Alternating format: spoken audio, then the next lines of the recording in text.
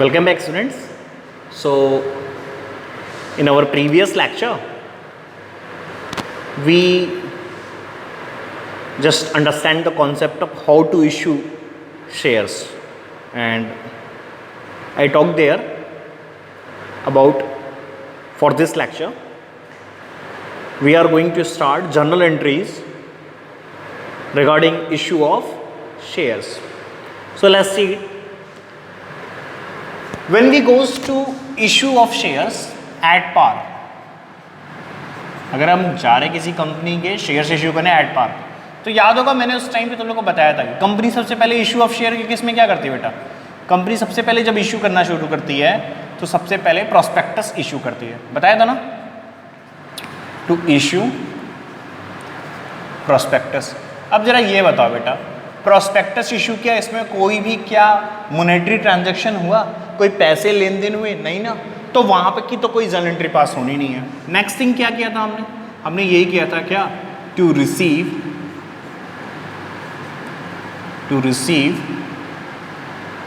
Application money. हमने देखा था कि इसके बाद जब प्रोस्पेक्टस इशू होता है पब्लिक लेने के लिए एप्लीकेशन मनी पे करती है, किसको पे करेगी, कंपनी को।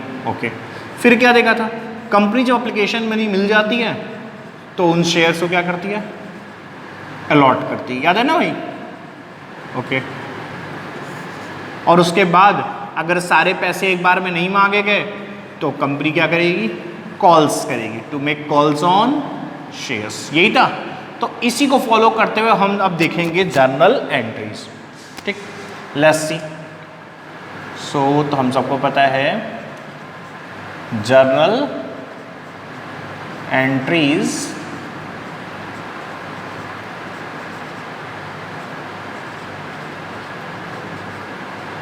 In the books of,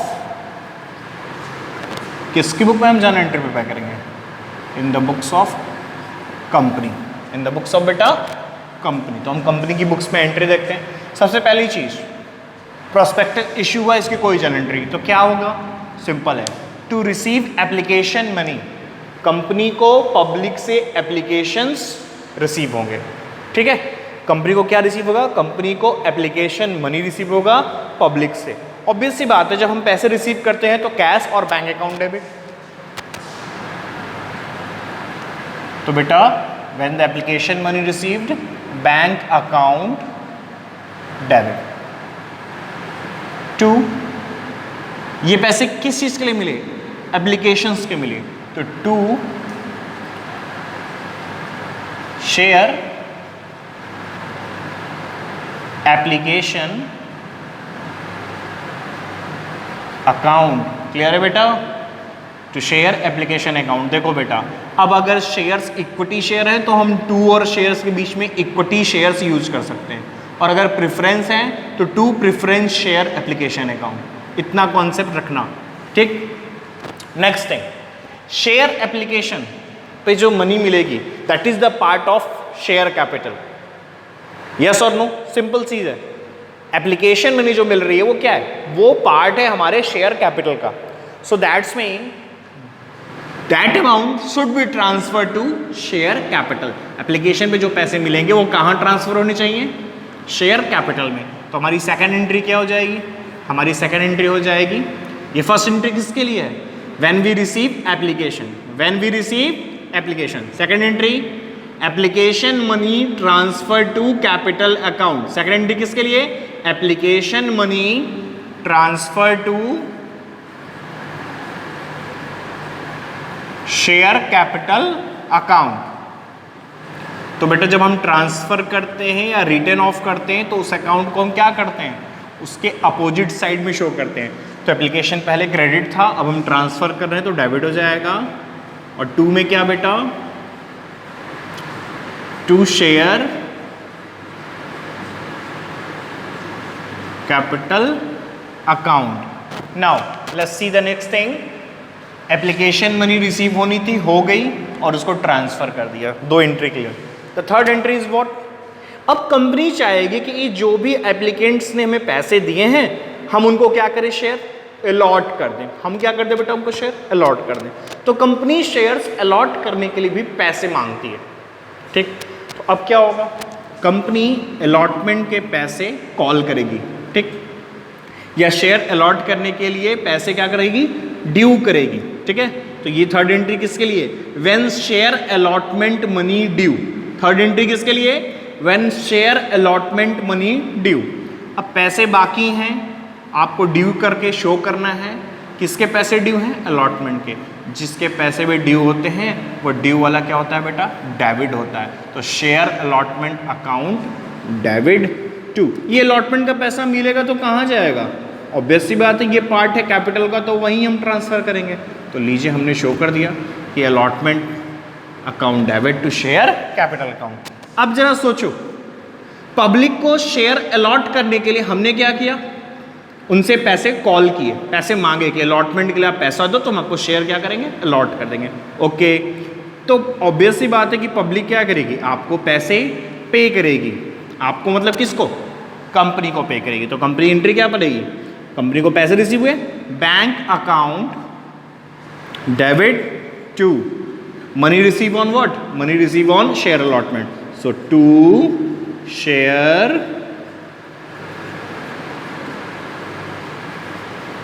allotment account. Okay, what the next thing, receive application money, transfer to share capital. For the allotment, call the money on allotment and transfer, sorry, and receive the money. Call किया, receive हो गई।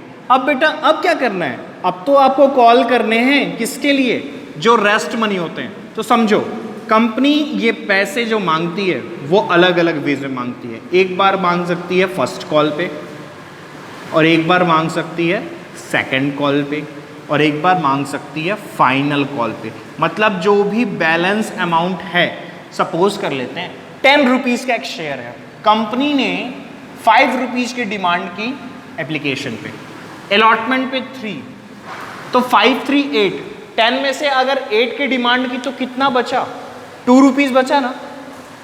अब जरा सोचो, ये जो 2 rupees बच गए बेटा, कंपनी इसको चाहे तो 1 टाइम में मांग ले, चाहे तो 2 टाइम में, चाहे तो 3 टाइम्स में, ठीक। हम जो एग्जांपल ले रहे हैं उसके अकॉर्डिंग हम मान लेते हैं कि कंपनी ने फर्स्ट कॉल पे 1 रुपीज़ मांगा, सेकंड कॉल पे। अब देखो अगर कंपनी 2 बार में ही मांग लेती है तो फाइनल कॉल नहीं करेगी, तो कंपनी की फाइनल कॉल कौन सी होगी, सेकंड कॉल ही कंपनी के लिए फाइनल कॉल हो जाती है। तो उस केस में हम क्या कह सकते हैं, उस केस में हम कह सकते हैं कि सेकंड एंड फाइनल कॉल, ठीक है। तो अब कंपनी क्या करेगी, फर्स्ट कॉल पे पैसों की डिमांड करेगी, ओके, यानी कि कंपनी फर्स्ट कॉल के पैसे मांगेगी। It means when first call money due, first call के पैसे मांग रही है तो वो ड्यू हो गए। तो when first call money due, entry क्या होगी बेटा, सिंपली भाई जो ड्यू होता है वो क्या होता है, डेबिट होता है ना। तो share first call account debit to, that is the part of capital, so it would be transferred to capital, so to share capital account। and next, अब फर्स्ट कॉल की मनी डिमांड की गई तो obvious सी बात है receive होगी, इसके पैसे मिलेंगे पब्लिक से। Bank account debit to share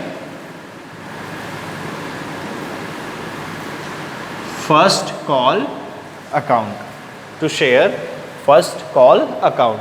अब इसके बाद क्या होगा, ऑब्वियस बात है अगर कंपनी ने फर्स्ट कॉल पे पैसे मांगे और अभी भी कुछ मनी अभी रिसीव नहीं हो पाई है, तो कंपनी उसको क्या नाम देगी, उसी को नाम देगी ना सेकंड एंड फाइनल कॉल। तो अब कंपनी ये वाले पैसा मांगेगी, सेकंड और फाइनल कॉल की मनी मांगेगी। तो चलिए हम एंट्रीज देखेंगे इसके आगे की सेकंड और फाइनल कॉल के लिए। अगर मैं सेकंड और फाइनल कॉल के लिए पैसे डिमांड करता हूँ, मतलब कंपनी मांगेगी, तो क्या होगा, when second and final call money due, कौन सा पैसा बाकी है, सेकंड और फाइनल कॉल का। तो कंपनी उसको क्या करेगी, ड्यू करेगी, तो क्या होगा, share second and final call account debit, that is also part of share capital, तो to share capital account. Okay. When the company call the money on second call, it must be received from the public. So bank account debit to, ये पैसे किसके call हुए थे जो मिल रहे हैं अब? सेकेंड एंड फाइनल कॉल के. तो to share second and final call account. Clear है बेटा इतना? तो ये था एक नॉर्मल से जर्नल एंट्री किसी भी कंपनी के केस में, when the company issues share to public. तो कंपनी शेयर इशू कर रही तो एंट्रीज पास करती है. बेटा याद रखना, फर्स्ट टाइम कंपनी को एप्लीकेशन मनी रिसीव होती है, दैट्स वाई बैंक वाली एंट्रीज पहले आपको शो हो रही है, लेकिन उसके बाद जब कंपनी कॉल करेगी तभी पैसे होंगे. इसलिए आपको पता होगा कि हर बार कंपनी जब कॉल करेगी तो पैसे मिलेंगे. इसलिए क्या होगा? इसलिए बड़ा सिंपल सा है कि हर बार पहले मनी ड्यू होगी तब उसका पेमेंट रिसीव होगा. ठीक है, दैट्स ऑल. नेक्स्ट क्लास से अब हम क्या करेंगे? क्वेश्चंस स्टार्ट करेंगे. ठीक है, ओके.